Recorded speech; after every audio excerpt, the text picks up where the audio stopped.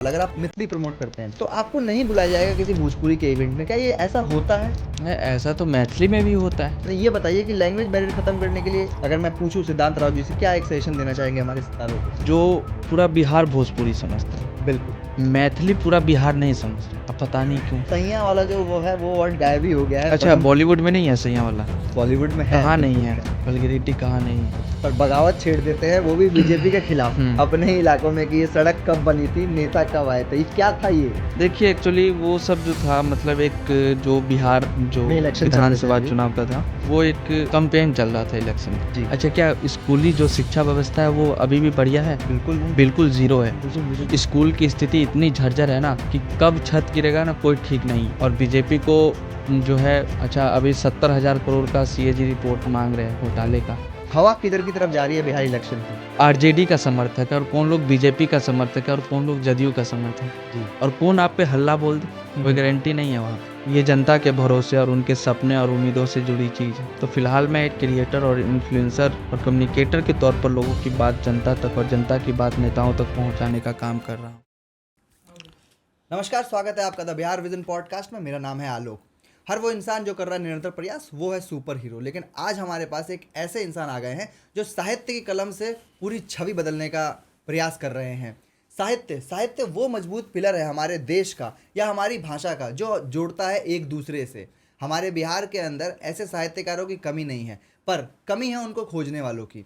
सिद्धांत रॉय एक ऐसे साहित्यकार हैं जो अपनी कविता के साथ साथ अपने छठ पूजा को दर्शाते हैं, अपने रीजन, अपने कल्चर को इसी तरह से प्रख्यात करते हैं। बताना चाहूँगा जो आज हमारे गेस्ट हैं, इन्होंने जिस तरह की कविताएं लिखी हैं, चाहे वो कन्यादान पे हो, चाहे वो सिंदूर दान पे हो, चाहे वो अपनी एक्स के ऊपर हो, वो कविताएं सीधे दिल के अंदर घाव करती हैं। और ये इसी तरह से कलम से लिखते रहते हैं। खुद एक सीईओ हैं मिथिला माइक क्लब के, मौका देते हैं अन्य उन सितारों को, अन्य उन पोइटों को जिनको कोई मंच नहीं मिलता।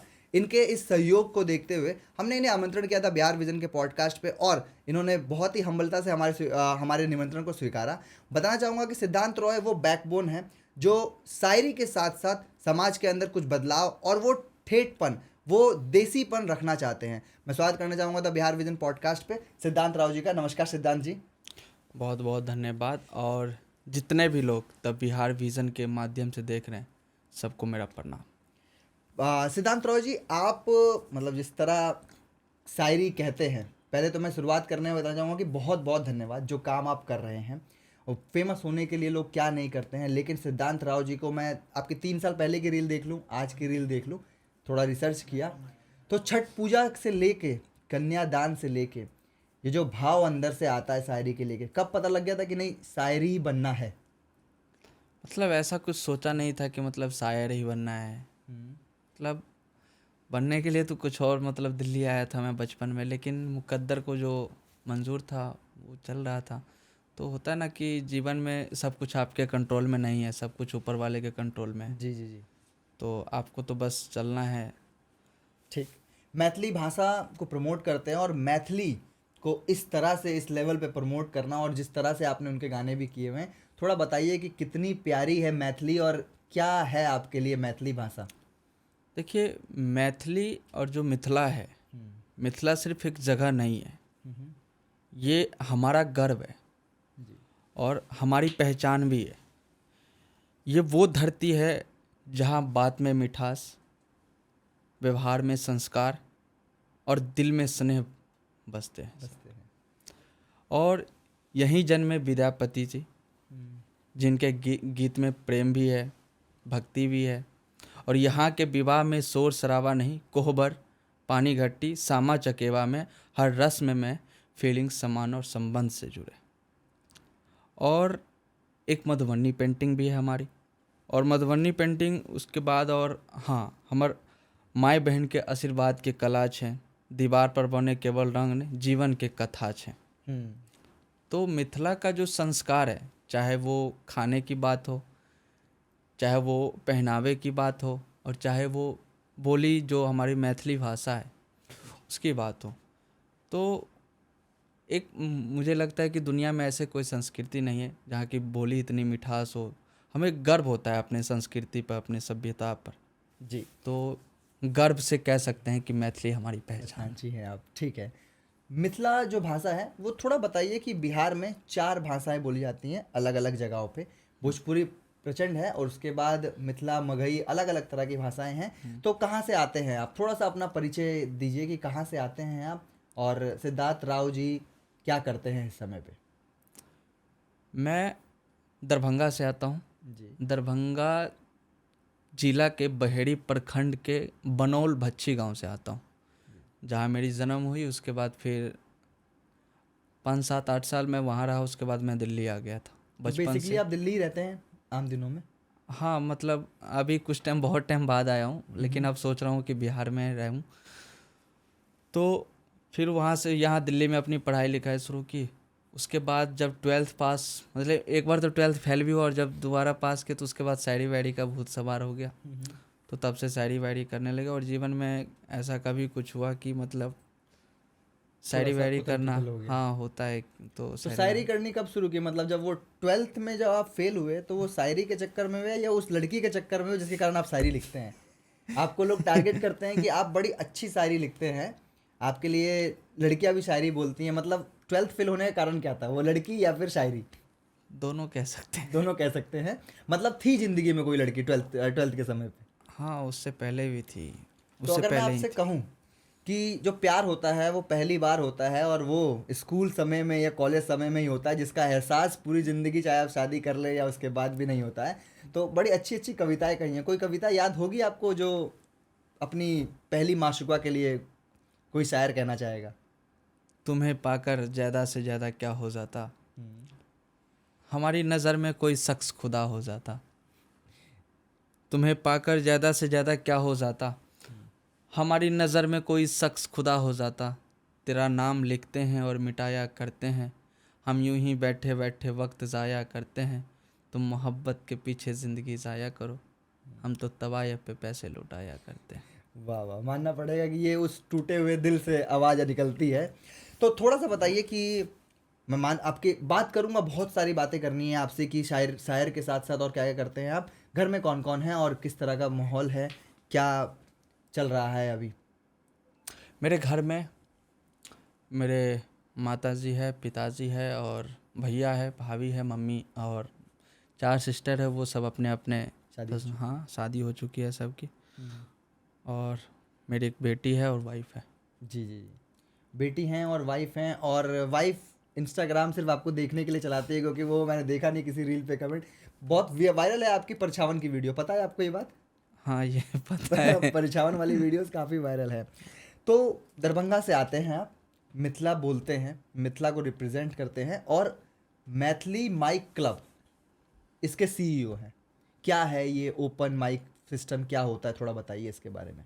एक्चुअली क्या है कि मेरा जो स्ट्रगल स्टार्ट हुआ था वो ओपन माइक से हुआ था। जी, क्या होता है ओपन माइक एक कलाकार के लिए? ओपन माइक एक प्लेटफॉर्म है, एक इवेंट होता है जहाँ पे जो नए लिखने वाले हैं, चाहे गाने वाले हैं या जो डांस करते हैं, जिनके पास अपना टैलेंट है, जी उन्हें मतलब मंच पे परफॉर्म करने का एक मौका मिलता है। तो वो मंच प्रदान करने का काम हम लोग करते हैं जी। मिथिला माइक क्लब के ज़रिए। ठीक है। तो मिथिला माइक क्लब अभी भी चलता है? हाँ, अभी चलता है, और अभी दिसंबर जनवरी में फिर से स्टार्ट हो जाएगा इवेंट वगैरह रेगुलर। ठीक है। मैं धन्यवाद करना चाहूँगा आपका कि आप ऐसे ऐसे कलाकार खोज के देते हैं। आपने बहुत सारी लड़कियों को, इशिका करके एक लड़की जिसने आपके ऊपर शायरी की थी, और वक्त ऊपर नीचे होता रहा है, लेकिन वक्त के साथ साथ मैं अगर आपसे पूछूं कि क्या समय के साथ साथ लोग बदल जाते हैं आपके हिसाब से? देखिए, समय बदल देता है लोगों को। समय बदल देता है। हाँ, क्योंकि जो जीवन में जो परिस्थिति होती है इंसान को, तो उस परिस्थिति की वजह से ना लोग मजबूर होके बदल जाते हैं। अब यूँ कहिए कि मैं एग्जांपल दे देता हूँ। माही झा, आशती, ये वो लोग हैं जो आपके अकाउंट से फेमस हुए। अरे, आशिती का भाई अपना टैलेंट है, उसकी बिल्कुल मेहनत डांस है। करती हैं वो। मेरा तो बस ये था कि मैं उस इवेंट में मैं भी था, तो मैंने ऐसे फ़ोन से वीडियो रिकॉर्ड करके और अगले दिन मैंने सोशल मीडिया पे डाल दिया, और मुझे नहीं पता था कि वो इतना इतना बड़ा ज़्यादा वायरल हो वायरल जाएगा। हो जाएगी। जी तो उसका मेहनत है, बहुत मेहनत करती है बच्ची। जी। मैं तो प्यार से बेटी बोलता हूँ उसको। दूसरी बात रही माही झा की, तो माही झा थोड़ा क्या है ना कि उस टाइम में मैं रील वगैरह, मतलब उस टाइम में ज़्यादा चलता था मेरा मैथिली शायरी भोजपुरी भी काफ़ी चलती। तो उसने मेरे को बोली कि हम आपके साथ काम करेंगे वीडियो में। हम बोले ठीक है, हम दिल्ली में रहते हैं, अगर आ सकते हो तो आ जाओ। उस लड़की ने अगले मतलब 1 या 2 दिन बाद दिल्ली पहुंच गई। तो मेरा एक इवेंट था डावरी मोड़ में, उस टाइम मैं दिल्ली डेस्क क्लब के मंच पे परफॉर्म करता था। तो वहाँ पे हम लोग मिले, उसके अगले दिन हम लोग का शूट का प्लान हुआ। फिर हम लोग हौज खास दिल्ली में जो डियर पार्क है वहाँ पे हम लोग शूट किए, और एक दिन में कम से कम 10-12 रील हम लोग शूट किए थे। तो उस टाइम में ना जो उसका बिहेव था ना बहुत अच्छा था, मतलब बिल्कुल सॉफ्ट, कि ठीक है वो सपोर्ट के लिए आई है। हम किसी से मतलब ऐसे पैसे वैसे लेके नहीं करते थे। हम ऐसे चलो कोई बात नहीं, लड़की में टैलेंट है, अच्छा कर रही है, अपने मिथिला मैथिली के लिए करेगी तो और खुशी की बात है कि हमारा जो कल्चर है वो और प्रमोट होगा बिल्कुल सोशल मीडिया के थ्रू। जी जी। तो ठीक है, हम लोग काम किए, और पहला वीडियो जो है मतलब मिलियन में, दूसरा वीडियो मिलियन में। तो भाई और भी हम लोग का जो है हौसला बढ़ गया कि हम लोग काम हाँ करते रहना चाहिए। तो हम लोग फिर दोबारा दूसरा शूट किया हम लोग पटना में। तो वहाँ पे भी सब कुछ अच्छे से रहा। तीसरा शूट किए हम लोग उसी के होम टाउन जयनगर मधुबनी में। तो वहाँ पे जब हम गए ना तो उसका थोड़ा एटीट्यूड बिहेव वगैरह थोड़ा चेंज था। जो होता है मैं खुल के बोलता हूँ, ये नहीं कि अब ये नहीं बोलना है वो नहीं बोलना है, ऐसा कुछ नहीं है बेबाक। तो वहाँ पे गए तो हम 4 घंटा उसका वेट किए धूप में, मई जून के गर्मी में शूट के लिए। आप और आपकी टीम? हाँ, हम थे और हम 2 लोग और थे। तो इतनी धूप में हमको दिमाग ख़राब हो गया, थोड़ा ईगो हर्ट हो जाता है। हाँ बिल्कुल। तो अब भाई अब हम 70-80 किलोमीटर दूर से आपके यहाँ शूट के लिए आए हैं, आपका फ़र्ज़ बनता है कि जो समय है काम करने का उस समय पे काम करें, क्योंकि मैं समय का बहुत वैल्यू करता हूँ। हाँ, पता लगा हमें। तो उसके बाद जो है वो मेरे को 4 घंटा वेट करवाए। मैं चलो कोई बात नहीं, फर्स्ट टाइम है, कोई बात नहीं, ऐसा होता है। तो हम लोग वहाँ शूट किए। फिर उसके बाद जो है 1 महीने बाद फिर हम लोग जो दिल्ली में शूट किए, सेंट्रल दिल्ली में जो पार्क है सीपी में, वहाँ पे शूट किए। तो वहाँ पे उसका बिहेव थोड़ा बहुत ज़्यादा ही चेंज था, पहले वाला नहीं था। बिल्कुल। तो होता है ना कि थोड़ा फॉलोअर वगैरह बढ़ जाए तो गेन हो जाते हैं। हाँ बिल्कुल। हाँ, तो थोड़ा अंदर का जो है ईगो वगैरह थोड़ा ज़्यादा हो जाता है लोगों को, दिखने लगता है वो होता तो पहले हाँ से, लेकिन दिखाने लगती है। हाँ। तो उस टाइम मेरा जो उस टाइम में मैनेज करते थे सुधांशु झा, वो भी मेरे साथ में थे। तो वो बोले कि मालिक ऐसा ऐसा है। बोले ठीक है, आपको जो ठीक लगे वो करिए। तो बोले कि आप बोल दीजिए। हम बोले हम नहीं बोलेंगे, आप बोलिए कि ऐसा था। तो अब उसने बोला कि नहीं बोला, बट हम लोग उसके बाद कभी ना मिले ना कभी शूट किए। हाँ, लेकिन एक जब मेरे को मैथिली सॉन्ग में वीडियो छठ वाले गाने में काम करने का मौका मिला दरभंगा में ही, तो मुझे मतलब वहाँ से ये बोला गया कि आप और माही झा काम करिए साथ में, आप लोगों की केमिस्ट्री बहुत अच्छी है। मतलब ठीक है, हम बात करते हैं। तो जब हम उसको इस चीज़ के लिए फ़ोन किए तो वो जो है बहुत ज़्यादा पैसे वैसे की डिमांड करने, पहले तो उसने पहचानने से भी इनकार कर दी। तो मतलब कि ये माना जाए कि समय जो होता है अगर वो बलवान हो जाए तो वक्त इंसान भी अपनी हैसियत भूल जाता है, इस तरह कह सकते हैं आप? हाँ बिल्कुल। मेरा सवाल इसलिए था ये, क्योंकि हम अब आएंगे टॉपिक पे। भोजपुरी और मिथिला, मैथिली, मगही, ये सब जिस तरह जुड़ के आगे बढ़ी, जिस तरह से 19 और 2000 के दौर में 2010 तक साथ में सबने सिंगरों ने सबने काम किया, आज के समय में भोजपुरी को एक अलग तरीके से देखा जाता है। एक लैंग्वेज बैरियर बन गया है कि अगर आप इस क्षेत्र के लिए काम करते हो, फॉर एग्जांपल अगर आप मिथिली प्रमोट करते हैं तो आपको नहीं बुलाया जाएगा किसी भोजपुरी के इवेंट में। क्या ये ऐसा होता है? ऐसा लगता है आपको ऐसा होता होगा या ऐसा होता है? ऐसा तो मैथिली में भी होता है। मैं वही पूछने रहा हूँ कि मैथिली के कलाकार क्या भोजपुरी वालों को बुलाते हैं कभी, कि आप भोजपुरी इन द सेंस कि कोई पटना में है तो आपका कोई शो है आप बुलाते अच्छा, हैं? एक बात मैं बता देता हूँ। अब जैसे दरभंगा, मधुबनी, समस्तीपुर, जो भी मिथिला रीजन का जितने भी डिस्ट्रिक्ट है, ठीक है, तो यहाँ पे भोजपुरी के आर्टिस्ट आते हैं ना परफॉर्म करने के लिए, क्योंकि उनको बुलाया जाता है तभी तो आते हैं। लेकिन मैथिली के जो कलाकार है, क्या वो आरा, छपरा, बलिया, सिवान, गोपालगंज, मोतिहारी जाते हैं परफॉर्म करने के लिए? आपने देखा है? नहीं, बहुत कम।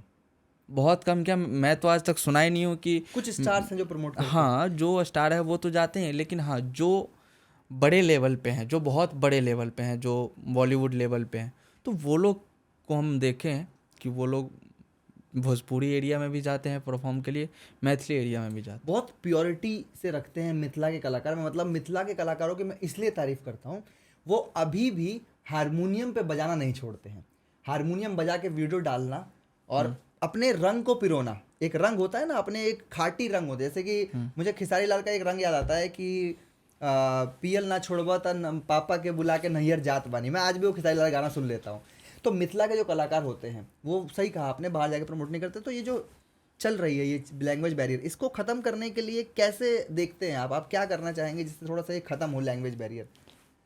एक बिहार है, 38 जिले, अगर वही साथ नहीं चलेगा तो हम कहाँ से साउथ को टक्कर दे पाएंगे? अरे अभी तो मतलब उधर तो मिथिला राज्य का भी मांग चल रहा है ना। हाँ, अच्छा, मिथिला राज का मांग चल रहा है। मांग चल रहा है और काफ़ी आंदोलन भी हो चुके हैं। इस पे जानेंगे, थोड़ा सा पॉलिटिकल आपका व्यू लेंगे, क्योंकि पॉलिटिकल आप कनेक्टेड रहते हैं। ये बताइए कि लैंग्वेज बैरियर खत्म करने के लिए अगर मैं पूछूं सिद्धांत राव जी से, क्या एक सजेशन देना चाहेंगे हमारे सितारों को? देखिए मतलब जो पूरा बिहार भोजपुरी समझते हैं, बिल्कुल कॉमन लैंग्वेज। लेकिन मैथिली पूरा बिहार नहीं समझ रहे हैं। अब पता नहीं क्यों, लेकिन लोगों को तो समझनी चाहिए क्योंकि ये भी बिहार की मतलब परंपरा है, संस्कृति है। तो मैथिली जितनी मिठास है उतनी, अब ये नहीं कह सकते मैं भोजपुरी उतनी मिठास नहीं, भोजपुरी बहुत अच्छी भाषा है, लेकिन जो मैथिली का जो मिठास है वो किसी भी भाषा में नहीं है। चाहे वो हरियाणवी हो, पंजाबी हो, भोजपुरी हो, हिंदी, किसी में भी नहीं। तो इसको तोड़ने के लिए ना हम लोगों को आगे आना पड़ेगा। बिल्कुल। कि अगर हम लोग भोजपुरी, अगर जो मिथिला रीजन के लोग हैं, अगर वो लोग भोजपुरी सुनते हैं तो, और मुझे ये भी लगता है कि मैथिली का जो आर्टिस्ट है, जो भी गायक है, वो उस लेवल का काम नहीं करते। नहीं करते हैं, जैसे अभी एक पंकज मतलबी यादव है मैथिली के नहीं, सिंगर, वो भोजपुरी के ही हैं। भोजपुरी के ही हैं। उनने एक गाना गाया मिलबो तो से चोरी चोरी, एक बहुत बड़ा हिट, 20 मिलियन व्यूज मात्र 2 हफ्ते में। अगर हम ये सब हटा दें तो एक ऐसा गाना है मिथिला का जो बिहार के किसी शादी में ना बजे या कोई इंसान अपनी स्टोरी ना लगाए। एक त थोड़ा सा आप गा के सुनाएंगे, एक त राजा बेटी दोसर पंडित पिताऊ। थोड़ा एक बताइए त लोगों को कि ये छी- मैथिली का गाना है, भोजपुरी नहीं है ये। हाँ, ये मैथिली का गाना है और शारदा सिन्हा जी के आवाज़ जी, में है शारदा और सिन्हा जी काफ़ी मतलब वायरल सॉन्ग है। और मैं इसी गाने पे मेरे शादी का वीडियो भी मतलब वायरल हो गया था। बताइए इस गाने की एक कड़ी क्या है, इस गाने का मतलब थोड़ा सा अगर आपको जो आता हो तो। हमारा जो मतलब संस्कार है, परंपरा है, और जो भी जो एक होता है कि मिथिला विवाह, जो मिथिला मैथिली में जो विवाह होता है, उसका एक मतलब ये बहुत ही इमोशनल सॉन्ग है ये। जी बिल्कुल, क्योंकि रोंगटे खड़े हो जाते हैं। हाँ, तो मैं तो कई बार मतलब बहुत ज़्यादा इमोशनल हो जाता हूँ ये सॉन्ग का। बाकी यही लाइन एक मुझे पता है, इससे ज़्यादा मुझे याद तो जो नहीं है। ये मतलब जो ये संस्कृति है मैथिली की आती है, इसे प्रमोट करने का काम तो हमें ही करना पड़ेगा, भोजपुरी सितारों को ही करना पड़ेगा। आप नहीं छोड़ सकते किसी को पीछे, चलना है तो सबको साथ में ही चलना पड़ेगा। तो क्या संदेश, क्या करना चाहेंगे सिद्धांत रॉय जी अपनी तरफ से, एक अगर मैं आपसे पूछूं तो? देखिए, सबसे पहली बात तो है कि सबको अपने साथ एकता बना के चलनी पड़ेगी। जी, और मेरे हिसाब से है कि सब अपनी अपनी जगह ठीक अपना है, अपना प्रयास करते हैं। प्रयास कर रहे हैं, सब कर रहे हैं। भोजपुरी में भी कर रहे हैं लोग, मैथिली में भी बहुत ज़्यादा कर रहे हैं, तो ठीक है। चलेगा, ठीक है। अब बात करें, मैं इसलिए कह रहा हूँ मैथिली प्रमोट करने के लिए, मैथिली में कभी गंदे या वल्गर गाने नहीं बनते। ये बात सही है? मैंने सुना है ऐसा कि मैथिली बहुत कम वल्गरिटी या क्रिंज के पीछे भागती है, ये बात बिल्कुल सही है?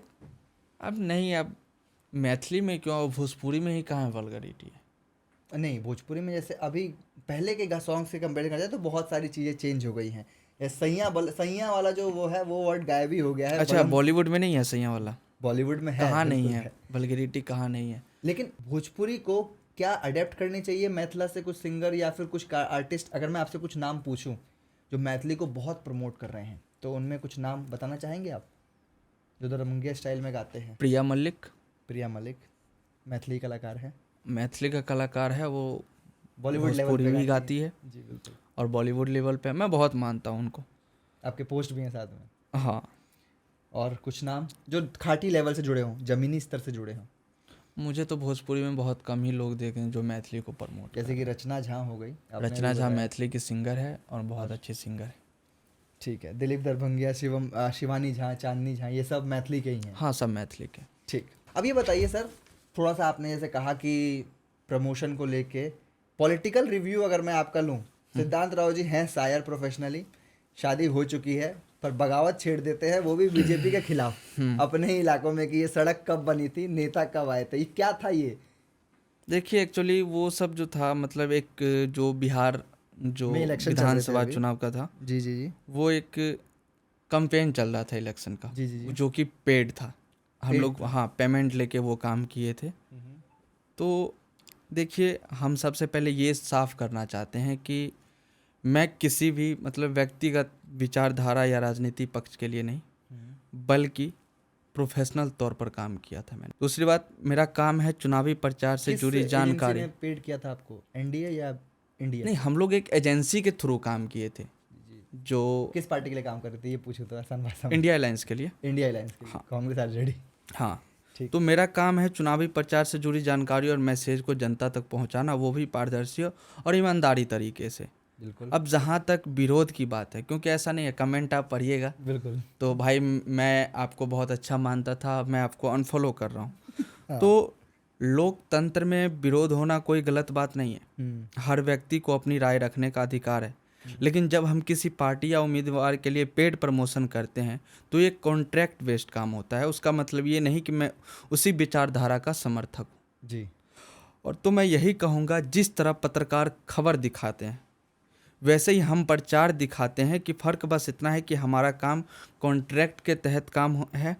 और अंत में जो जनता को मैं इतना कहूँगा, अब तो मेरे को लग रहा है कि फर्स्ट फेज़ का चुनाव हो चुका है, जो सेकंड फेज़ का जो चुनाव है, मैं यही कहूँगा जनता की सोच समझकर वोट करना चाहिए और हमें एक दूसरे को सम्मान करना चाहिए। तो मतलब ऐसा हुआ, कुछ लोगों ने विरोध किया उसमें कमेंट में कि बीजेपी के खिलाफ क्यों? चलिए ठीक है, आप ग्राउंड पे उतरे? नहीं, अब पता है बीजेपी के जो हम लोग काम कर रहे थे, तो उन लोग का यही कहना था कि सब धर्म की बात कर रहे थे। तो मेरे हिसाब से, मेरे विचार से, विकास को जो मुद्दे हैं, वो जो ज़मीनी स्तर के मुद्दे हैं उस पे बात करनी चाहिए, ना कि धर्म को। और लोगों को जो है मुद्दे बहुत ज़रूरी हैं, जैसे कि आप मेडिकल कॉलेज खोल सकते हैं, आप फ्री के स्कूल खोल सकते हैं, जो बहुत ज़रूरी है। दो चीज़ें अरे स्कूल आप खोल भी दीजिएगा, ठीक है। बिहार में भी पीएससी टीचर बहुत सारे मतलब भर्ती हुए जी। अच्छा, क्या स्कूली जो शिक्षा व्यवस्था है वो अभी भी बढ़िया है? बिल्कुल नहीं, बिल्कुल ज़ीरो है। बिल्कुल ज़ीरो। स्कूल की स्थिति इतनी झर्जर है ना कि कब छत गिरेगा ना कोई ठीक नहीं है। हम लोग तो ग्राउंड लेवल पे काम करके आए, हम लोग तो देखे हुए। हाँ। और वहाँ के जो प्रिंसिपल है वो लोग कितने बार डीओ को लेटर लिख चुके हैं, आवेदन दे चुके हैं, विधायक को आवेदन दे चुके हैं। पता है वहाँ पे क्या है, वहाँ का विधायक क्या कहते हैं, आप लोग हमें, जो दूसरी जाति का जो लोग हैं, अब मान लीजिए अब विधायक आप दूसरी कास्ट का और वो दूसरी कास्ट के गांव में जाते हैं, वहाँ पे ये कहते हैं कि आप लोग हमें वोट नहीं दिए थे, हम आपके गांव का काम नहीं करेंगे। अच्छा, इन द सेंस कि अगर यादव समाज का विधायक है और वो पासवान समाज के गांव में गया है तो वो बोल देते हैं कि आपने हमें वोट नहीं दिया था, हम नहीं करेंगे। हाँ, सीधा सामने। हाँ, ये स्तर है हाँ, जातिवाद का बिहार में। अब देखिए ये सबसे बहुत बड़ा दीमक है हाँ। बिहार में जातिवाद का जो है। तो लोगों को जो है जाति जो भी है जातिवाद से उठकर वोट देना चाहिए। एक अच्छे नेता को वोट देना चाहिए कि जो आपके शहर का, आपके क्षेत्र का विकास करने का काम करे। बिल्कुल बिल्कुल बिल्कुल। मैं बस यही कहना चाहूँगा कि सिद्धांत रॉय जी ने जिस तरह मैसेज दिया, एक लाइन ऐड करना चाहूँगा कि जब भी आप उस मशीन पे खड़े हों जहाँ पे आपको अपना नेता चुनना हो, वहाँ पर आप ये मत सोचिए कि वो मेरी जाति का है या उसने 5 साल में क्या किया है। वहाँ पर ये सोचिए कि वो किस तरह की विचारधारा रखता है आपके बच्चों के लिए। क्या पता उसका बेटा पढ़ रहा हो किसी अच्छे स्कूल में और आपके बच्चे का भविष्य वहीं पर रह जाए, उसी गांव में। तो जब भी आप चुनाव के लिए किसी को भी चुनिए, उस नेता के दायित्व को देखते हुए बस ये ज़रूर देखिए कि क्या वो मेरे साथ साथ मेरे आने वाली पीढ़ी को सुरक्षित रख पाएगा कि नहीं। तो ग्राउंड रिपोर्टिंग करना कितना मुश्किल होता है, क्या मतलब, ये तो आपने बताया कमेंट सेक्शन में, चलो ये तो दूर बैठे हैं। ऑन द स्पॉट क्या क्या परेशानियाँ आती हैं, जैसे कि कपड़े गंदे हो गए, धूप में आप प्रचार कर रहे हैं, नालियों के बगल बगल से जा रहे हैं, क्या क्या परेशान, थोड़ा बताइए उस एक्सपीरियंस के बारे में। नहीं, सब कुछ अच्छा ही था। और जब आप देखिए ज़मीनी स्तर पे आप जो भी काम करते हैं, चाहे आप चीज़ों को दिखाते हैं वीडियो के थ्रू सोशल मीडिया पे, तो थोड़ा बहुत परेशानी होती है कि अब बिहार में क्या है ना कि अब उस गांव में कौन लोग आरजेडी का समर्थक है और कौन लोग बीजेपी का समर्थक है और कौन लोग जदयू का समर्थक है जी। और कौन आप पे हल्ला बोल दे, कोई गारंटी नहीं है वहाँ पे। यही मैं कह रहा हूँ, हो सकता है ऐसा, क्योंकि मार पिटाई हो जाती है बिल्कुल होती है। तो ये हुआ, ये एक्सपीरियंस रहा तो बहुत अच्छा। मेरे साथ तो नहीं हुआ, बट मैंने कई बार देखा है। लेकिन मेरा एक्सपीरियंस ग्राउंड रिपोर्टिंग का बहुत अच्छा रहा है।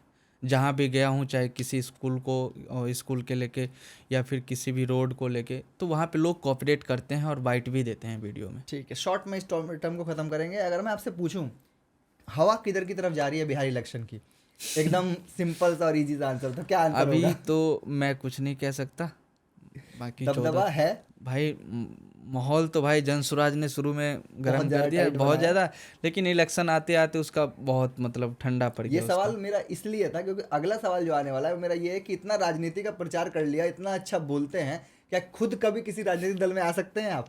उम्मीद है? देखिए, राजनीति की एक बहुत बड़ी जिम्मेदारी है। बिल्कुल। ये सिर्फ कुर्सी या पहचान की बात नहीं होती है, और ये जनता के भरोसे और उनके सपने और उम्मीदों से जुड़ी चीज़ है। तो फिलहाल मैं एक क्रिएटर और इन्फ्लुएंसर और कम्युनिकेटर के तौर पर लोगों की बात जनता तक और जनता की बात नेताओं तक पहुंचाने का काम कर रहा हूं। लेकिन हाँ, अगर कभी लगा कि मेरे पास वो ईमानदारी, समझ, समर्थ है और जिसमें मैं अपने इलाके, अपने लोगों के लिए कुछ असली बदलाव ला सकता हूँ, तो राजनीति में आना मेरे लिए संभावना से बाहर नहीं है। मतलब आ सकते हैं। राजनीति में जाना गलत नहीं है, गलत है राजनीति को गंदा समझ लेना, क्योंकि गलती जनता की नहीं है, गलती तो नेता लोग को है जो पिछले, अब लालू को लोग जंगल राज की नज़र से देखते हैं, बिल्कुल। घोटाला की नज़र से देखते हैं। तो और बीजेपी को जो है, अच्छा अभी 70,000 करोड़ का CAG रिपोर्ट मांग रहे हैं घोटाले का, तो घोटाला तो सब नेता किए हैं, अब ये तो नहीं है कि लालू यादव ही किए हैं।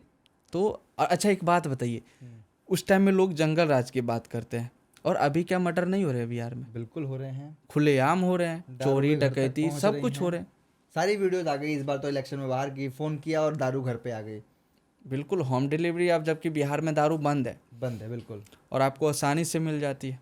घर घर पहुंच गई है। पहले तो हाँ, क्या था कि बिल्कुल। आपको जाना पड़ता था और आपकी महिलाएं रोक लेती थी कि क्या दारू पीने जा रहे हो शाम को, लेकिन अब तो क्या है कि आपके घर पे ही आ जाती है। हाँ, तो अगर मैं पूछूं राजनीतिक दल कौन सा ज्वाइन हो सकता है, नहीं वो अभी रिवील नहीं कर सकते।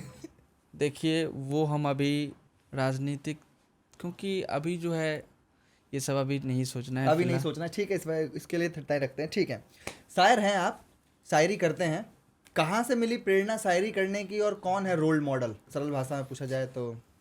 मैं ये कह सकता हूँ कि मैं किसी को देख के लिखना शुरू नहीं किया, और ना एक ही लड़की मैंने, को तो देख के लिखना शुरू किया क्या? होगा आपने, आपकी शायरी के हिसाब से लगता है किसी लड़की को देख के तो लिखना शुरू किया होगा आपने। नहीं, उस लड़की को भी देख के लिखना शुरू नहीं किया। बस होता है कि जीवन में होता है ना कि एक बहुत प्यारी चीज़ आपके हाथ में है, आप उससे बहुत चाहते हैं और सोचते हैं कि पूरा जीवन बस जो भी बची खुची उम्र है इसके साथ गुजर जाए, तो इससे बड़ा जीवन में क्या होगा। बिल्कुल। और जब वो ना मिले तो बहुत तकलीफ़ होती है, बिल्कुल। चाहे वो कोई खिलौना हो, चाहे मोहब्बत हो, चाहे चाहे अपने कोई इंसान, चाहे आसपास के लोग हो, तो दिल तो सबका टूटता है ना, चाहे वो मोहब्बत में टूटे, चाहे कोई अपना तोड़ के चले जाए। अब एग्जाम्पल में ले लेते हैं तेज प्रताप यादव जी। हाँ।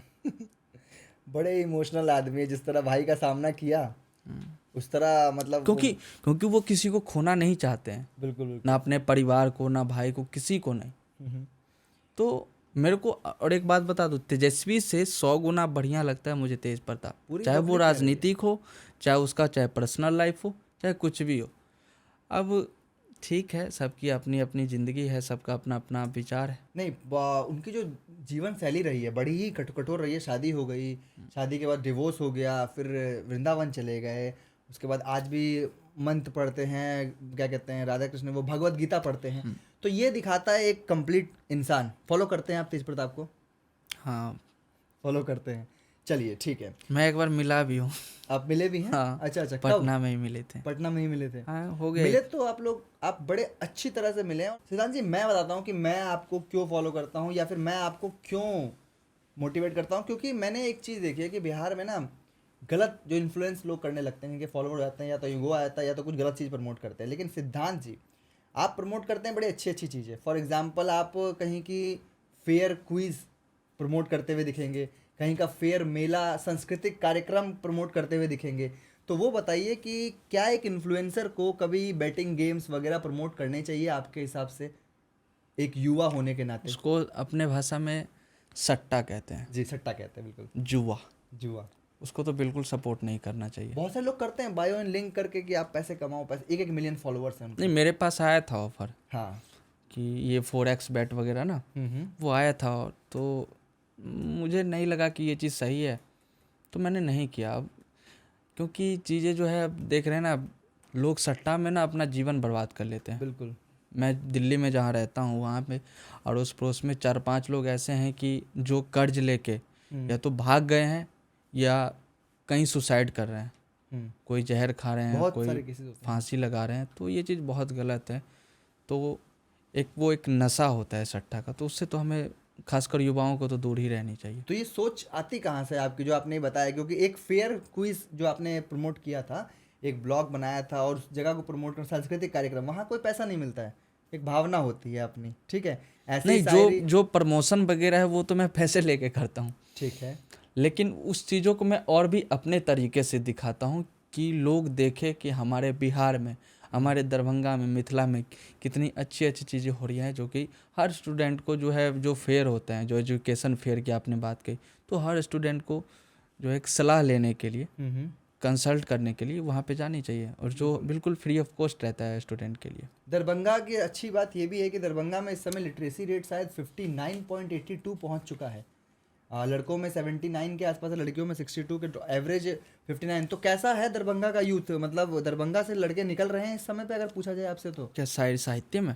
साहित्य में, पढ़ाई में अब चेंज हो रही है, पहले से छवि चेंज हुई है? हाँ, बिल्कुल हो रही है। और लोग जो है, जैसे मैं आपको बताता हूँ क्या, मैं आपको बताता हूँ ये सवाल क्या है। दरभंगा में कुछ चलती है बिहार संपर्क क्रांति। लोगों का ये मानना है कि बिहार संपर्क क्रांति चल रही है दरभंगा, दरभंगा वाले में पूरे लेबर भरे होंगे, लेकिन अब जो लोग आ रहे हैं, लड़के आ रहे हैं, अलग तरीके की छवि लेके आ रहे हैं दरभंगा के। तो क्या चीज़ें बदल रही है दरभंगा में?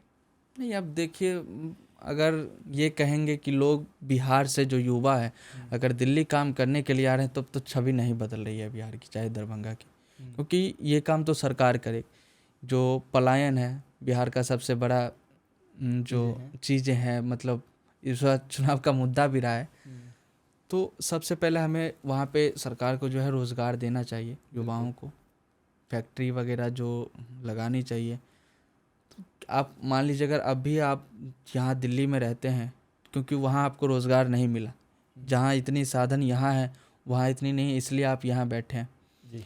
तो जो बिहार में जो है बेरोज़गारी बहुत है, पलायन करना पड़ता है लोगों को मजबूरन, तो उन पे तो सरकार को ध्यान तो देना अब दरभंगा में चेंज हो रही हैं चीज़ें, अब लोग कम पलायन कर रहे हैं, या फिर पलायन कर रहे हैं तो एक अच्छी पोस्ट के लिए बाहर आ रहे हैं, ऐसा कुछ है? हाँ, क्या क्या बदल रहा है दरभंगा में? चाहिए। देखिए, जो पहले के जो लोग हैं, जो शुरू से रह रहे हैं, वो तो रह ही रहे हैं दिल्ली में, चाहे कहीं भी बाहर। तो अभी भी उतना नहीं बदलाव आया है जितना आना चाहिए, क्योंकि जॉब नहीं मिल रहा है ना बिहार में। जी बिल्कुल। अगर किसी को गवर्नमेंट जॉब मिल रहा है तो वो वहाँ पे कर रहे हैं, लेकिन जो अब मान लीजिए लोग, बहुत सारे लोग अभी भी आ रहे हैं पलायन अभी भी करके। हो रहा है हाँ, मतलब? बहुत हो रहा है। और बाकी बच्चों की पढ़ाई में कैसा है? क्या दरभंगा में कॉलेजेस वगैरह हैं अवेलेबल जहाँ वो खुद से पढ़ाई कर कॉलेज सकते हैं? वगैरह मैंने बोला, स्कूल भी है, कॉलेज भी है, मगर वही है कि उसका जो सिस्टम ठीक नहीं है। सिस्टम ठीक नहीं है। अब बिना पैसे का काम नहीं होता है। अब जो गरीब है वो कहाँ से देंगे? जी। अगर आप कोई भी काम करवाना हो, 100, 200, 500, वो लगता ही लोग है। लगता ही है।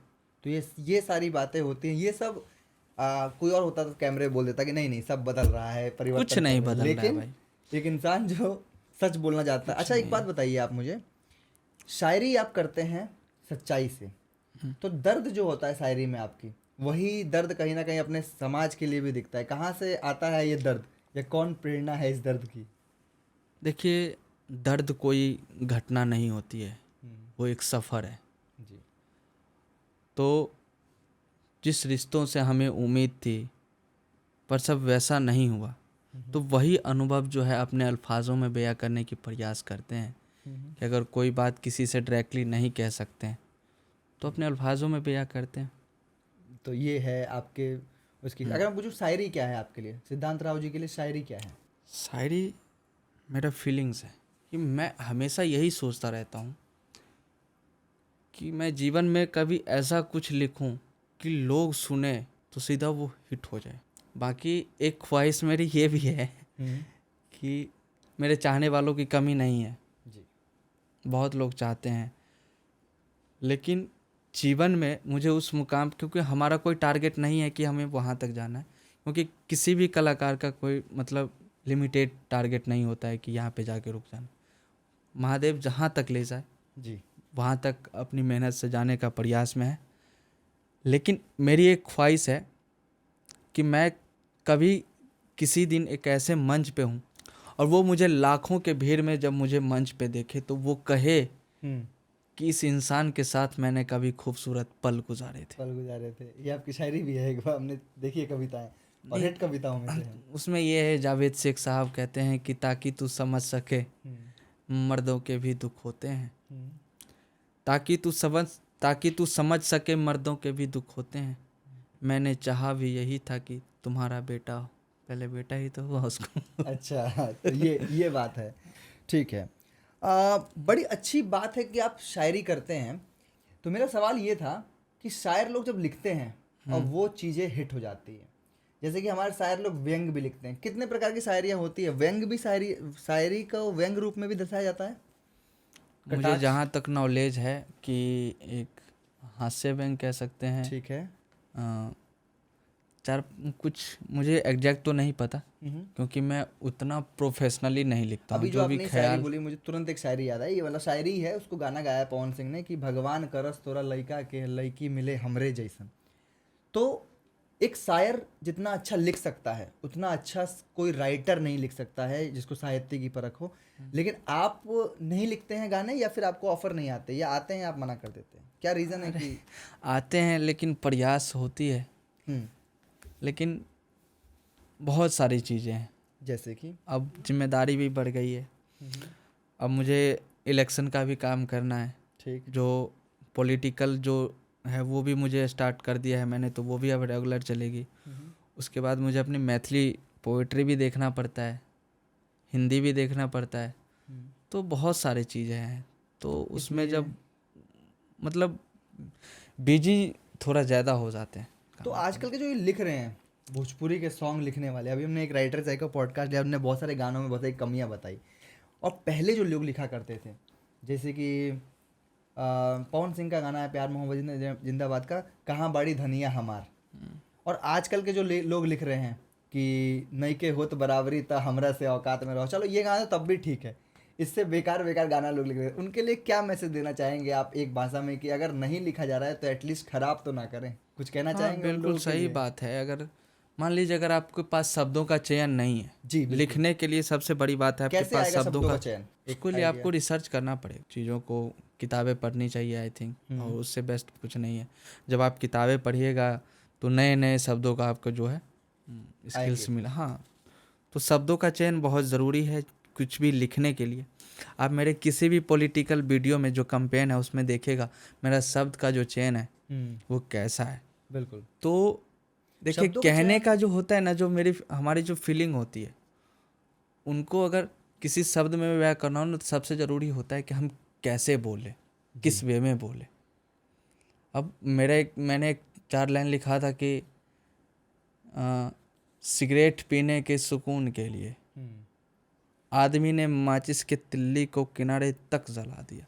सिगरेट पीने के सुकून के लिए आदमी ने माचिस के तिल्ली को किनारे तक जला दिया, बस ऐसे ही कुछ महबूबा ने महबूब को सिला दिया। तो ये जो एक होता है कि आप कैसे चीज़ को बयां करते हैं। तो शब्दों के चयन के लिए आपको किताबें पढ़नी पड़ेंगी, तभी आप लिख पाएंगे उस रंग के या उस व्यंग के या उस ढंग के गाने। बेशक। बिल्कुल। तो ये है, ठीक है। अब मैं आपसे एक डिफ़िकल्ट टास्क देता हूँ आपको। आज तक सिद्धांत राव जी ने, हमारे पॉडकास्ट का रिवाज रहा है कि हम कुछ ऐसा करवाते हैं जो नहीं किया गया हो। आज तक आपने अपनी वाइफ के लिए कोई शायरी कहीं किसी मंच पे नहीं बोली है? अगर मैं कहूँ आज बोलने के लिए, बोली है? कौन से? अपनी वाइफ के लिए कभी कोई शायरी बोली है?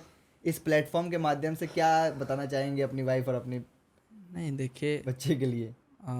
मेरी बेटी मेरे लिए बहुत कुछ है और सब कुछ है, और उससे बढ़ के मेरे लिए फ़िलहाल कुछ नहीं है। तो क्या एक शायरी में क्या बयान करना चाहेंगे? कुछ खास नहीं, बस वो मेरी धर्म पत्नी है, तो उसको मैं ज़्यादा यही प्रयास करता रहता हूँ कि वीडियो वगैरह से उसको दूर ही रखूँ। मैं कभी ऐसे बोल भी देता हूँ मजाक में, एक वीडियो बनाते हैं वो सीधा मना कर देती है, तो उसको जो है पब्लिकली वीडियो वगैरह में आने का उतना वो नहीं। मन नहीं है। हाँ, मैंने शादी का वीडियो भी डाल दिया था तो वो हम्म। थोड़ा गुस्सा वगैरह हो गई थी। ठीक है, मैंने अगर मैं आपसे पूछूं कि आपकी ज़िंदगी एक लाइन में क्या है, तो क्या कहना चाहेंगे अपनी ज़िंदगी के लिए? जहाँ लोग हमारे जो लिखे शायरी है उनको सुने नहीं, महसूस करे दिल में, तो मेरे लिए उससे बड़ा कुछ नहीं। और मेरा जो ज़िंदगी है मुझे कुछ समझ में नहीं आ रहा है कि मैं कहाँ हूँ, कैसे चल रहा हूँ, मैं कर क्या रहा हूँ। कभी कभी लगता है शायरी छोड़ देनी चाहिए इस चीज़ को देखते हुए? कभी कभी लगता है। कभी कभी लगता है। तो क्या करेंगे अगर शायरी छोड़ देंगे तो? नहीं, ऐसा कुछ नहीं है। अभी तो टूट कर भी मुस्कुराना मैंने ज़िंदगी से सीखा है। हम्म। तो शायरी छोड़ने का सवाल मैं आता है कभी कभी जब आपका मन टूट जाता है हम्म। चीज़ों से, बट फिर भी बहुत ज़िद्दी है हम तो। ठीक है, शायरी के अलावा और क्या क्या करते हैं अगर पूछा जाए तो? एक भाई था, उनका लाइन था कि मर्जे इश्क से उभर नहीं सकते, जिंदा भी रहना है मर नहीं सकते। मर्जे इश्क से उभर नहीं सकते, जिंदा भी रहना है मर नहीं सकते। शायरी इसलिए करते हैं क्योंकि कुछ और हम कर नहीं सकते। ये किसने आपके लिए कहा गया था? नहीं, बस ख्याल है। ठीक है, एक मंच पे आपकी दोस्त या आपकी फ़ैन कह सकते हैं, इशिका जी ने आपको एक बड़ी अच्छी शायरी कही थी कि सुना है बहुत रोने लगे हो, रात को अकेले रोने लगे हो, जो चला गया ज़िंदगी से उसके गम में रोने लगे हो, खुशियों के दरवाजे बंद कर दिए हैं जगह तुम हर जगह से, जो पास है उन्हें भी हाँ, खोने लगे हो। और उन्हें आपकी तरफ डोनेट करके कहा था। तो इशिका जी हैं टच में, अब मिलती हैं, कई बात बात होती है? नहीं, ये बहुत टाइम पहले की बात है। बहुत मेरे टाइम को पहले, 2-3 साल। 2021-22 जी। 21-22 की ये जो तो शायरी इस है उसमें शायरी वो को बोली लिखने थी। के लिए जाहिर सी बात है कोई दर्द देखा होगा आपका। क्या दर्द में थे आप उस समय, या फिर क्या कर रहे थे? अरे उस टाइम में जख्म ताज़ा ताज़ा था ना बॉस। हाँ हाँ। तो तो उस टाइम में हम काफ़ी इसके साथ मतलब इवेंट वगैरह में जाते थे और ये भी जाती थी। तो इनके जो फैमिली थे वो मेरे साथ ही मतलब परमिशन देती थी जाने के लिए, क्योंकि इसको भी मतलब शायरी वायरी करना था। तो हम लोग काफ़ी अच्छे दोस्त थे। बस इससे ज़्यादा कुछ नहीं। इससे उसको ज़्यादा जो कुछ नहीं। लगा कि मेरे लिए वो क्या लिख सकती है तो तो अगर मैं उसने। आपसे पूछूं ऑन द स्पॉट कि उस दर्द के लिए, जिसने वो दर्द दिया, उसके लिए एक कहानी, मेरी एक्स के लिए अगर कही जाए, एक पोयम या एक कविता शायरी, तो क्या कहना चाहेंगे आप? देखो, मैं एक तरफा नहीं मानता हूँ ज़्यादातर, बट हर इंसान का अपना अपना परिस्थिति है, मजबूरी है। लोग मजबूरी का बहाना देकर छोड़ देते हैं। लड़के छोड़ देती हैं इस तरह, हाँ, छोड़ देती और है। लड़के भी हो सकते हैं इस तरह? हाँ, दोनों हो सकते हैं। बिल्कुल। अब ये नहीं कह सकते हैं कि लड़कियां ही गलत है या फिर लड़के ही गलत हैं। सबकी अपनी अपनी ज़िंदगी है, सबकी अपना अपना सोच है, विचार है, सबकी अपनी अपनी मजबूरी है। तो क्या होता है ना कि हम बताते हैं, मेरी एक एक्स रही है और मुझे चाहने वालों की लंबी फहरिस्त भी रही है जी। मगर चाहता हूँ कि अपने जीवन में कुछ ऐसा कुछ करूँ कि वो मुझे लाखों के भीड़ में देखे तो उसको ये एहसास हो कि इस इंसान के साथ कभी मैंने खूबसूरत पल गुजारे थे। तो बाकी तो ज़िंदगी चलती रहती है, मैं जल्दी किसी को माफ़ नहीं करता, और लेकिन दिल पर भी बोझ इतना नहीं रखता कब किसने, और याद ज़रूर रखने की आदत है कि कब किसने कहाँ कैसे मेरे बारे में ऐसी बातें की और मुझे किस कदर जलील या धोखा दिया। तो ये बात है। ज़िंदगी में मेहनत के दम पे बहुत कुछ हासिल हो सकता है जी। अगर आप हासिल करने की आदत डाल लीजिए। तो फाइटर लोग थकते हैं और आराम करके फिर लड़ते हैं। तो खाली बैठे रहते तो हम यही सब सोचते रहते हैं कि ज़िंदगी में यहाँ प्रेम हर कोई करना चाहता है। सबकी चाहत होती है कि कोई उसे टूट कर चाहे और जी भर के अटेंशन दे, अपना वक्त पानी की तरह बर्बाद करे। लेकिन जब आप उसी से उसका वक्त मांग लेते हैं ना, तो तुरंत जंग होने लगती है और मतलब निकलने लगते हैं। तो प्रेम में, मोहब्बत में खुशी है तो पीड़ा भी है, उजाला है तो अंधेरा भी है। अफसोस तो नहीं कह सकते, लेकिन हाँ, कई लोगों को अंधेरा हमने हंसते हुए अपनी ओर लिया है, क्योंकि सामने वाले ने ये कहते हुए साथ छोड़ा कि सिद्धांत, तुम्हें तो ऐसे जीने की आदत है ना, आपका दिल तो कहीं बार टूटा है, आप संभल जाएंगे, मुझे थोड़ा मुश्किल होगा। और हर अलविदा कहते हुए शख्स पर मुझे तहजीब हाफी का शेर याद आता है कि एक और शख्स छोड़कर चला गया तो क्या हुआ, एक और शख्स छोड़कर चला गया तो क्या हुआ, मेरी ज़िंदगी में ये कौन सी पहली मर्तबा हुआ। तो मेरे हिसाब से मैं सबको यही कहना कहूँगा कि ज़िंदगी बहुत छोटी है, तो इसे बड़ी बनाऊँगा ताकि जीवन में कभी किसी को मेरी याद आए और उसे अफसोस हो कि मेरी जान मैंने तुम्हें गंवाया है, क्योंकि मैं बहुत बेशकीमती और खुदा का नेक बंदा हूँ। और फिर एक जवाद शेख साहब का शेर याद आया कि ताकि तू समझ सके मर्दों के भी दुख होते हैं, मैंने चाहा भी यही था कि तुम्हारा बेटा हो। धन्यवाद। तो ये है उन लड़कियों के लिए कहना जो बीच मझदार में छोड़ के चली जाती है। बड़ी अच्छी अच्छी लाइनें थी इसके अंदर कि तुम्हारा और दिल लड़कियों टूटा के है। लिए तो यही कहूँगा ना कि देखिए, मुझे लगता है कि हमेशा से मेरा मानना रहा है कि हर लड़की को रिलेशनशिप में आने से ज़्यादा पैसे कमाने पर ध्यान देना चाहिए। ये लड़की के था, लड़के के लिए था? लड़की के लिए लड़की पैसा के लिए। बहुत ज़रूरी है बॉस। हम्म। अगर लड़की कमाएगी तो किसी और को नहीं ना बोलेगी अपने बॉयफ्रेंड को कि रिचार्ज नहीं, कर हमने दो। ये सवाल पूछा था कि मनी या फेम। अगर मैं आपसे ये सवाल पूछूं, हाँ। मनी या फेम, दोनों तो बहुत ज़रूरी है बॉस। दोनों। हाँ। अच्छा, तब भी एक चुनना पड़े तो किसको चुनेंगे? फेम। फेम। फेम से मनी आसानी से आ जाता है। तो मुझे लगता है और हमेशा से मेरा मानना रहा है कि हर लड़की को रिलेशनशिप में आने से ज़्यादा पैसे कमाने पर ध्यान देना चाहिए।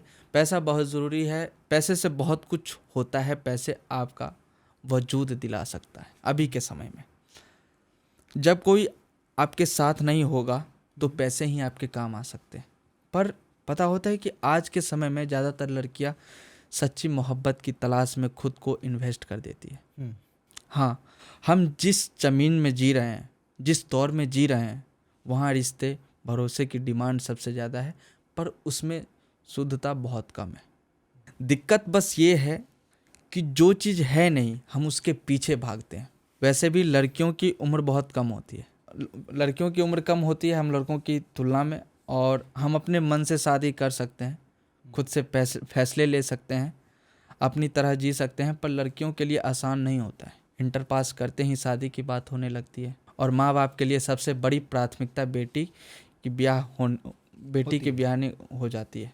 तो इसी बीच अगर लड़की प्रेम में पड़ी तो उसके पास स्टैंड लेने के लिए कुछ नहीं रह जाता, और लड़का वैसे भी इश्कबाजी के चक्कर में करियर पर लात मार देता है।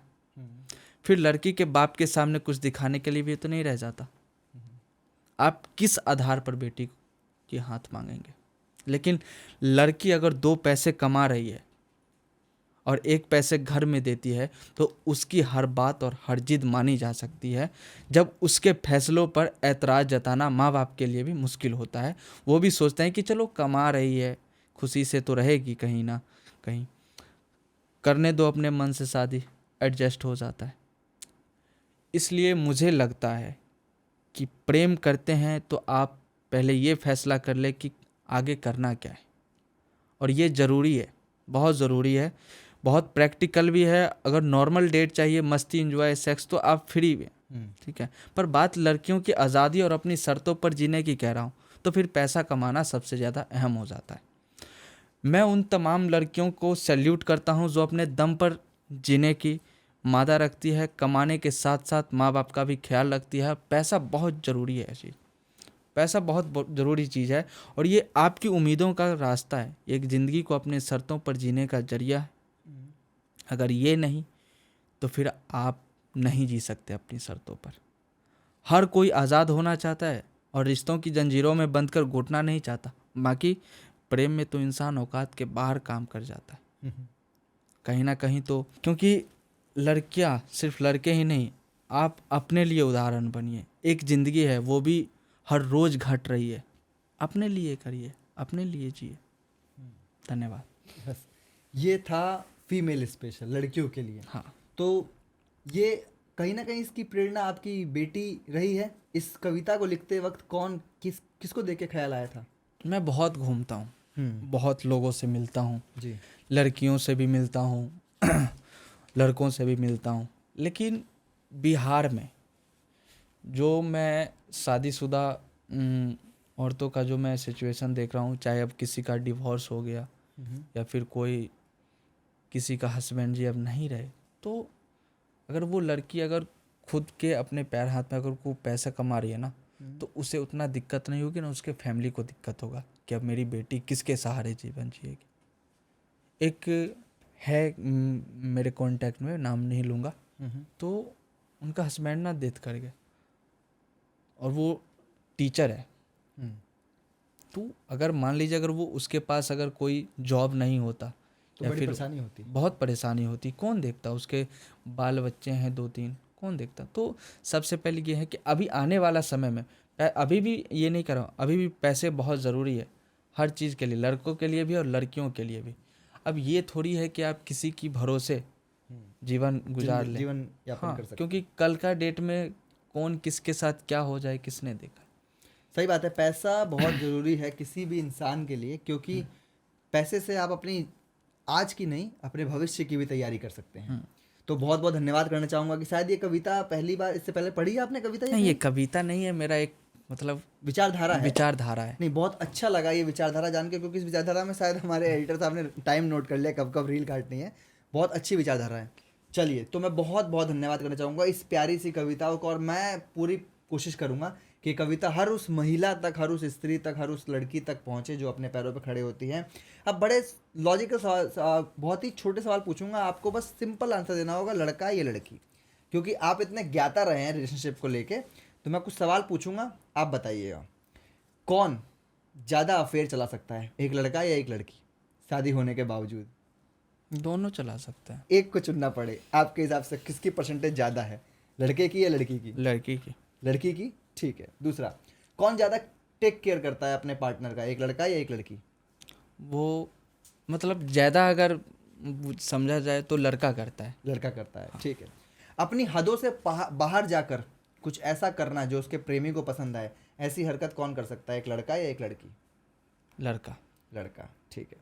कौन ज़्यादा जल्दी धोखा देने को तैयार हो जाता है, एक लड़का या एक लड़की? लड़की। लड़की, ठीक है।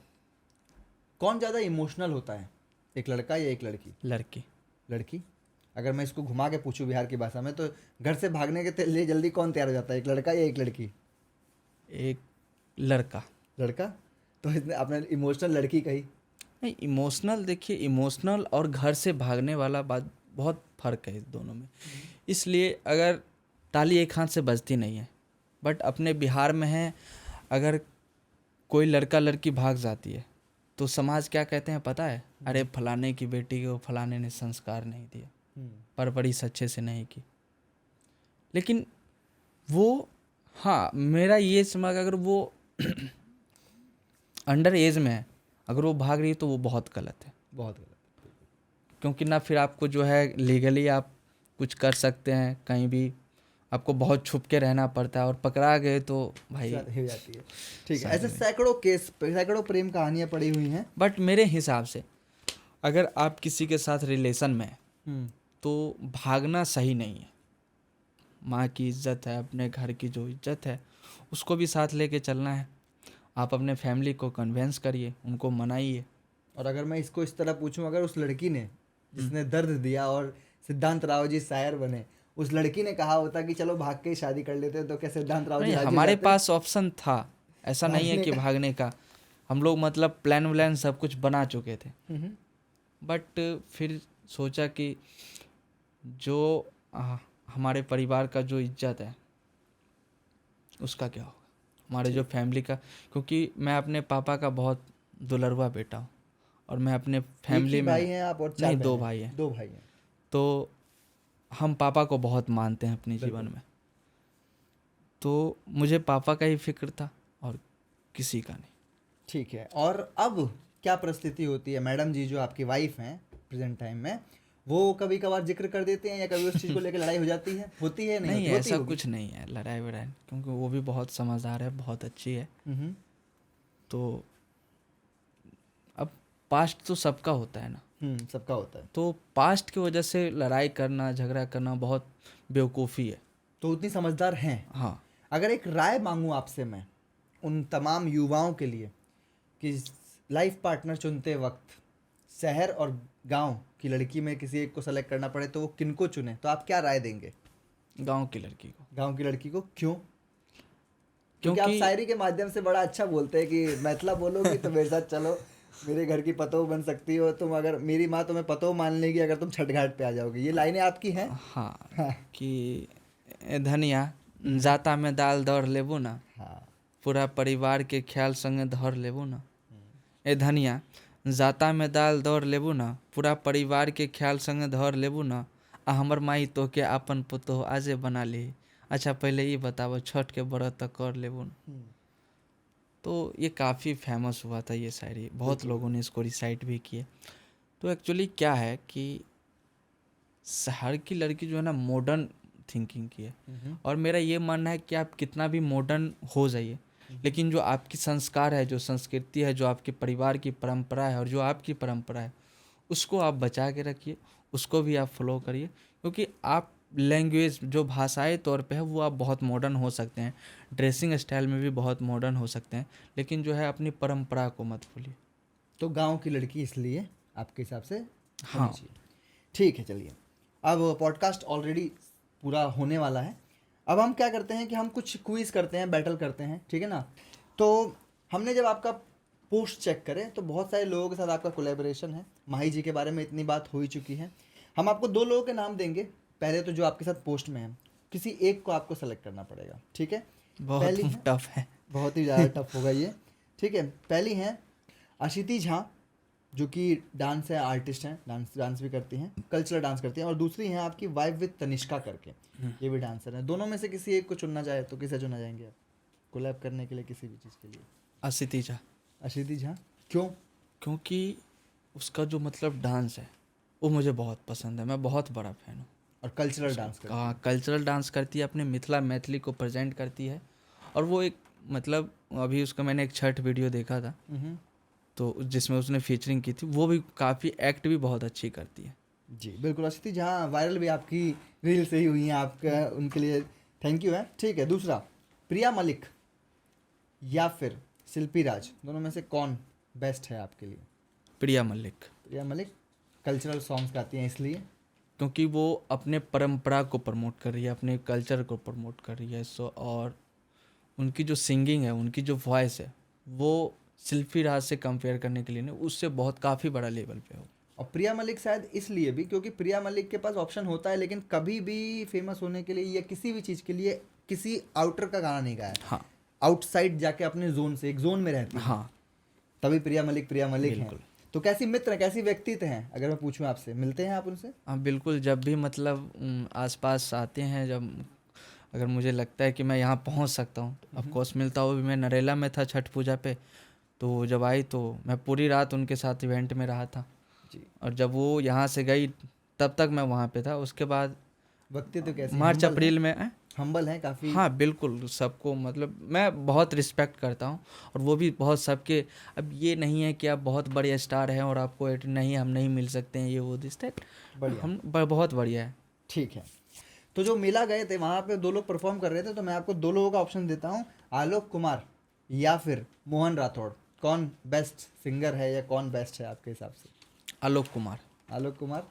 कैसे कह सकते हैं इस बात को? मैं काफ़ी टाइम से सुनता हूँ उनको, करीब 5 साल 7 साल से सुनता हूँ। वो भोजपुरी में बहुत अच्छे अच्छे गाने दे रखे हैं।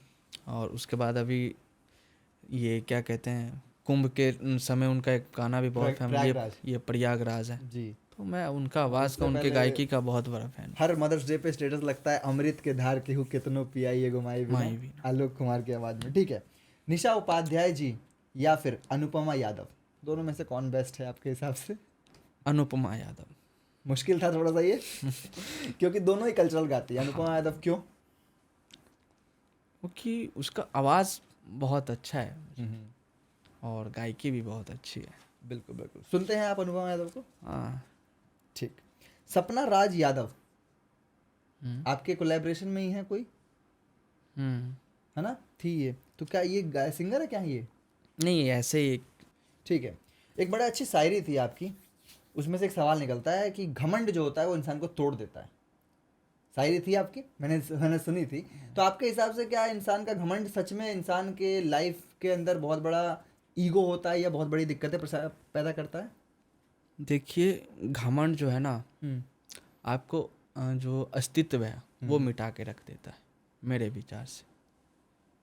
तो मैंने एक ऐसे ही बड़ी अच्छी सी लाइन कही थी आपने। लाइन कहा था मैंने, मुझे याद नहीं होगा। याद नहीं आ रहा है बट मैं निकालता हूँ उसको। वो मैंने उस पर लिखा था कि बिहार में कुछ जो सरकारी कर्मचारी थे, जो अफसर थे, जो बड़े अधिकारी थे, उनके ऊपर जो छापा उपा लगा था और वो पैसे वैसे जला भी दिए थे। अच्छा अच्छा। तो उस पर लिखा था कि अभिमानी कहियो धर्म के पुजारी नहीं हेते, अभिमानी कहियो धर्म के पुजारी नहीं हेते, बेविचारी कोनो पद के अधिकारी नहीं हेते, कर्म करबे त फल ओकर भेटबे टा करत, एमे कोनो प्रकार के गद्दारी नहीं हेते। तो ये अभिमानी जो शब्द था, ये शब्द मुझे बड़ा अच्छा लगा इस शायरी में। और वाकई मानना पड़ेगा कि एक शायर से बात करने के लिए बहुत ज्ञान चाहिए होता है। और मुझे अच्छा लगा कि आपने जिस तरह से बताया पॉडकास्ट पर। ठीक है, तो अब हमारा रिवाज ये है पॉडकास्ट का कि हम बैटल करवाते हैं। और बैटल थोड़ा हार्ड हो सकता है, 2 लोगों के नाम लूँगा, कोई एक आपको चुनना पड़ेगा। और क्यों, अगर आप जानते हो तो बता दीजिएगा, नहीं तो कोई दिक्कत नहीं। ठीक है, स्टार्ट करा जाए। ये आप ऑन द स्पॉट आंसर दीजिएगा, ठीक है। तो सिंगर्स हैं, भोजपुरी गाने सुनते हैं आप।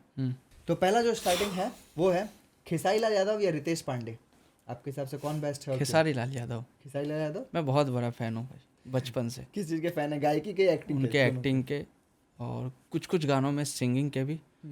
बाकी एक्टिंग उनका ज़बरदस्त था, और डांस के। जी जी जी। हम उनके ठाटी रंग के फैन हैं। ठाटी रंग सुनते हैं उनके पुराने गाने हाँ, कि ए राजा कहियो माहुर खा के मोर जाए। जी। तो खेसारी लाल के बड़े फैन हैं आप, ठीक है। दूसरा है नीलकमल सिंह या राकेश मिश्रा? नीलकमल सिंह। नीलकमल सिंह। किस गाने से फैन हो गए थे? दर्द भरे गाने उन्होंने बहुत गाए हैं 2018 में। हाँ, मुझे याद नहीं आ रहा है, लेकिन जुदाई और भी उनका बहुत बड़ा सारे। सैड हाँ, सॉन्ग है, और बहुत सारे सैड सॉन्ग हैं। मैं सुनता हूँ उनका गाना। सुनते हैं, मौका मिला तो उनके लिए लिखेंगे कुछ? नहीं, भोजपुरी में मैं अभी नहीं लिख पाऊँगा। नहीं लिख पाएंगे, चलिए ठीक है। अगला है गोलू गोल्ड या टुनटुन यादव?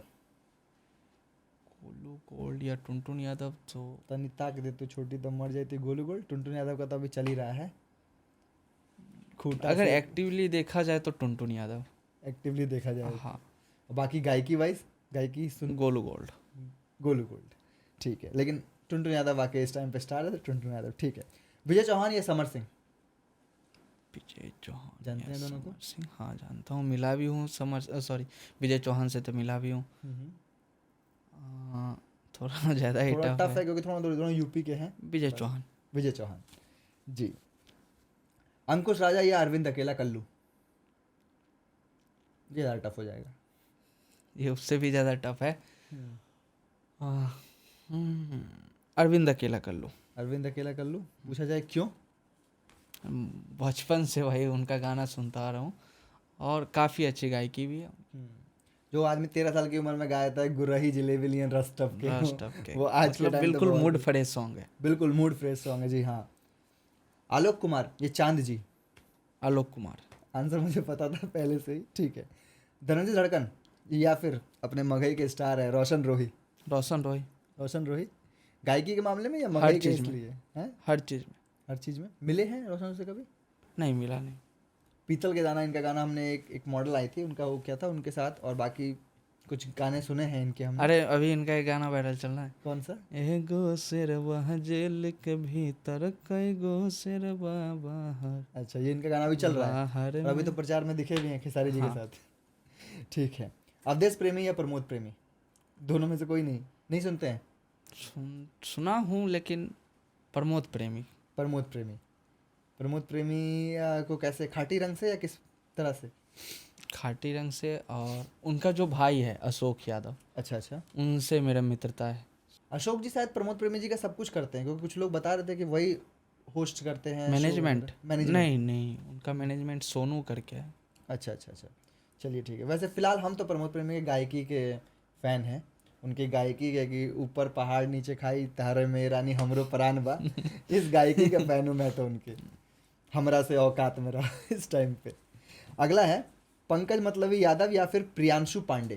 प्रियांशु पांडे को नहीं जानते होंगे, बता, जानते हैं? हाँ, ये गाना उनका वायरल हुआ था। हाँ, जानो तो वही दोनों में, लिवाज हाँ। में। पंकज मतलबी यादव। पंकज मतलबी यादव। रीज़न तो मुझे पता है। इनका बहुत सारा सॉन्ग सुना हूँ, और बिल्कुल जो जो बिहार का जो असली में म्यूजिक वाइब है वो बिल्कुल, देते हैं। म्यूजिक वाइब देते हैं। हाँ। हारमोनियम पे प्ले करना है गाने को ऑन द सामने विदाउट ऑटो ट्यून, ये इनकी खासियत है। ठीक है, अगर मैं आपसे पूछूं कुछ लोगों के नाम जो भोजपुरी में बहुत बेहतरीन काम कर रहे हैं और भोजपुरी को आगे ले जाएंगे, भोजपुरी मैथिली इनको आगे ले जाएंगे, तो कुछ लोगों के नाम बताना चाहेंगे आप? पता होंगे आप? भोजपुरी में अगर आगे जो लेके जा सकते हैं, गोलू राजा, बिल्कुल सही नाम। उसके बाद नीलकमल सिंह तो लेके जा ही रहे हैं, बॉलीवुड जा तक ही वो रहे भी हैं। पहुंच गए, और उन्हीं के एक दो चेला है। और गोलू राजा इज़ द बेस्ट, मतलब अगर पवन सिंह के बाद अगर कोई आने वाला समय में गायकी के फील्ड में अगर देखा जाए तो गोलू राजा। हमने सवाल लिखा था लेकिन हमने काट दिया, मुझे लगा आप ठाटी नहीं सुनते हो। तो गोलू राजा को आप सुनते हैं? गोलू राजा को? अरे मैं सबसे ज़्यादा सुनता हूँ। गोलू राजा जी को हाँ फैन रहे हैं उनके? हाँ आज राजा जी के कुरवे में बिहान होके दा, हाँ। ये उनका बेस्ट सॉन्ग है। तो अगर मैं नाम लेना चाहूँ तो मैं एक दो नए लोगों को देखता हूँ जो मुझे बहुत अच्छे लगते हैं, जैसे कि एक सोहन रैपर करके हैं, रैप करते हैं। दूसरे हैं रिदम त्रिपाठी, अमितेश सिंह। ये लोग वो लोग हैं जो कुछ, सर्वेश सिंह, जो भोजपुरी में अलग एक्सपेरिमेंट कर रहे हैं। चलिए, तो अब फिल्में वगैरह देखते हैं आप? साउथ ज़्यादा देखता हूँ। और भोजपुरी की पूछी भी तो पहले देखता था, अब एक पहले साल देखते से नहीं थे? देख रहा हूँ मैं। आपकी एक अच्छी दोस्त है जिनसे आपकी बात होती रहती है, एक्ट्रेस ही हैं, पल्लवी सिंह करके, हीरोइन चाय वाली। तो कैसी मित्र हैं वो आपकी, या क्या कैसी देखिए, लगती है वो आपको? मुझे अपने किसी ने बताया कि भाई आप इनके साथ वीडियो बनाइए। मैं ठीक है, बात करते हैं। तो उस टाइम में मैं दरभंगा में था और वो बनारस में। जी। तो बोले आइए कभी पटना, तो अपने लोग साथ में वीडियो, तो वो मान तो गई हैं। बाकी पटना में कभी मौका मिलेंगे तो साथ में हम लोग वीडियो रील बनाएंगे। और रील वील देखते हैं, खूबसूरत है वो आपको? मतलब बहुत ज़्यादा उनका जो डांस, मैंने एक स्टेज का भी वीडियो देखा है, और वो रील भी बहुत अच्छे से सॉन्ग को इन्फ्लुएंस करती है। जी जी जी। पल्लवी सिंह की अच्छी बात ये है कि वो खाटी रंग रखती हैं। उनके गाने हैं समर सिंह के साथ, पल्लवी सिंह जी के और गाने वैसे हैं जो समर उनका सिंह जो के साथ। जो टैलेंट है वो बिल्कुल नेचुरल है। हाँ, बिल्कुल रॉ रखती हैं अपने आप को। तो पल्लवी सिंह तक ये रील पहुंचाना हमारा काम है। ठीक है, तो हम हीरोइनों के नाम लेंगे, दो हीरोइन के नाम, कोई भी एक आपको चूज़ करनी पड़ेगी। ठीक है, अमरपाली दुबे या फिर मधु शर्मा? अमरपाली दुबे। ऑलवेज खूबसूरत है, फिल्में देखी है उनकी? हाँ देखिए, जी। निरहुआ हिंदुस्तानी, उनका गाना अभी चल रहा है ना खेसारी लाल के साथ, पलंग संगवान के। पलंग सजवान के, हाँ बिल्कुल बिल्कुल, इस गाने में तो आगे लगा दी है।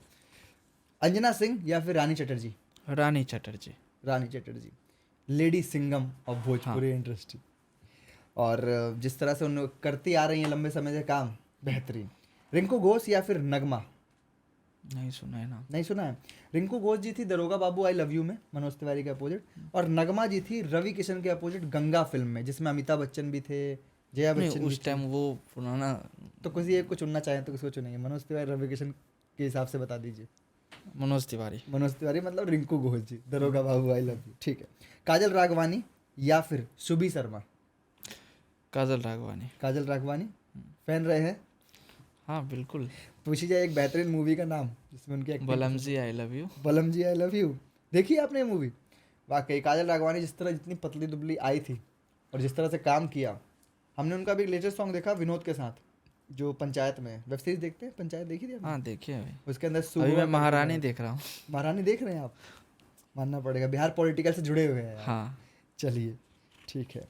और महारानी उन सबको देखना चाहिए जो बिहार जो बिहार में जो पॉलिटिक्स पे जो ज्ञान देते हैं, उन सबको देखना चाहिए। और जो किसी भी दल के बहुत ज़्यादा अंधभक्त हो जाते हैं। महारानी का सीजन 1, 2, 3 देखा मैंने। और जिस तरह साबुद्दीन को दिखाया गया है, उसके अंदर रेफरेंस दिया गया है, दिखाया तो नहीं गया है, और बाकी लोगों को दिखाया गया है बहुत बेहतरीन तरीके तेज से। प्रताप का भी रेफरेंस है सीजन 4 में, देख सीजन लीजिए। 4 के कौन से एपिसोड में? मैं तो 3 तक पहुंचा हूँ। 3 तक? हाँ अभी आ जाएगा अभी 4, start कर 5, रहा हूँ। 6 में। चलिए, मोनालिसा। अच्छा, वो जो दो भाई हैं वही तेज प्रताप है, जो एक विदेश में रहता है और एक यहाँ रहता है, वही तेज हाँ। प्रताप है? और रेफरेंस है। सूर्या और वो जो करके। हाँ, एक अच्छा, जयप्रकाश। जयप्रकाश। अच्छा, मैं जरूर देख के बताऊंगा आपको। ठीक है, मोनालिसा या पाकी हेगड़े? पाखी हेगड़े। पाकी हेगड़े, दोनों ही टक्कर की एक्ट्रेस हैं, दोनों में से चुनना थोड़ा मुश्किल था। पाकी हेगड़े क्यों? बहुत खूबसूरत भी है बिल्कुल, और एक्टिंग भी काफ़ी अच्छी है। कंटिन्यू भोजपुरी में एक्टिव हाँ। रही हैं। ठीक है, नई एक्ट्रेस के बारे में पता होगा आपको? अगर मैं पूछूं संजना पांडे और ऋचा दीक्षित में से एक? ऋचा दीक्षित। ऋचा दीक्षित, मेहंदी लगा के रखना 2, हाँ। इसीलिए। जी हाँ, चलिए, अब एक्ट्रेस हैं लास्ट में, डिम्पल सिंह या नीलम गिरी, नीलम गिरी। त्रिशाकर मधु या कोमल सिंह, कोमल सिंह। पल्लवी सिंह या पल्लवी गिरी, पल्लवी सिंह। पल्लवी सिंह, शिल्पी राघवानी या पारुल यादव, शिल्पी राघवानी। रानी एक्ट्रेस या आस्था सिंह, आस्था सिंह।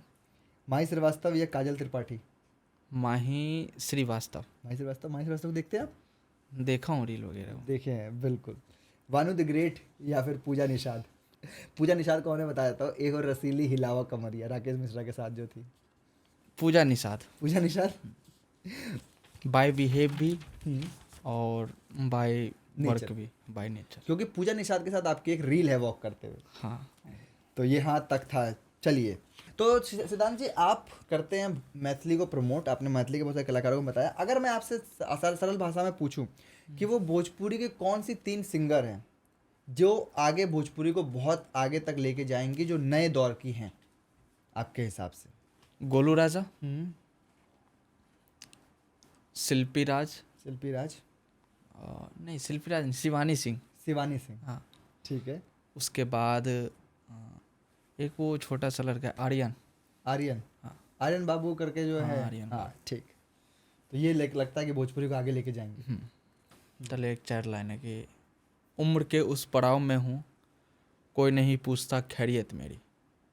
उम्र के उस पड़ाव में हूँ, कोई नहीं पूछता खैरियत मेरी। किसी को तिजारत जाननी है, किसी को हैसियत मेरी। और मर्द होना दरियाए कश्ती जैसा बन गया मुआशरे में सिद्धांत। मर्द होना दरियाए कश्ती जैसा बन गया मुआशरे में सिद्धांत। भटक के संभल संभल के भटकती रहती है कैफियत मेरी। तो ये जो थी, ये परिस्थितियों को अनुकूल मिलाकर है। हाँ।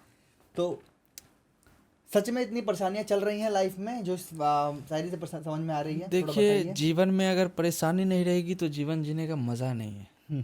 अब जीवन में अब जितना आपको ना, जीवन में आप जितना टूटिएगा उतना निखरिएगा। तो मैं तो चाहता हूँ कि टूटूं, जितना दर्द होगा उतना जितना अनुभव दर्द होगा उतना। बड़े अच्छे अच्छे हमारा लगता है शायर जो लोग होते हैं वो मीम भी क्रिएट करते हैं, क्योंकि ये बड़े अच्छे एक मीम देखा था मैंने कि रिश्ते निभाने के लिए पैसों की ज़रूरत पड़ती है। सही है ये बात? पैसे के साथ साथ प्यार की भी ज़रूरत पड़ती है। प्यार की जरूरत पड़ती है, लेकिन कई लोग कहते हैं कि अगर आप पैसे वाले हो तो रिश्ते दोनों निभा चीज़, लोगे। दोनों चीज़। अब मैं ये सोच रहा हूँ ना कि जिसके पास सब कुछ है उनके पास कुछ नहीं है, और जिसके पास कुछ नहीं है उसके पास सब कुछ है। एक गरीब बहुत खुश है, एक पैसे वालों के घर में बहुत कलेश है। जी। तो वही है ना कि जिस है आपके पास उसका कदर नहीं है, और जिनके पास नहीं, तो कहावत है ना अपने बिहारी में, जगरा पास नाक है नथिया नहीं, क्या नथिया है तो नाक नहीं के। तो वो वाला बात है। ठीक है। तो ये थे सिद्धांत राव जी। एक बहुत ही बेहतरीन पॉडकास्ट हुआ जिसके अंदर हमने सीखा कि अनुभव जो होता है वो आपको जीवन जीने का सलीका बताता है, और एक साहित्य की परख ही एक शायर को खड़ा कर सकती है। मैं अनुरोध करना चाहूँगा कि जिस तरह से इन्होंने मैसेज दिया कि बिहार को चाहिए इस तरह के पोएट। मिथिला माइक क्लब इनका खुद का ऑर्गेनाइजेशन है।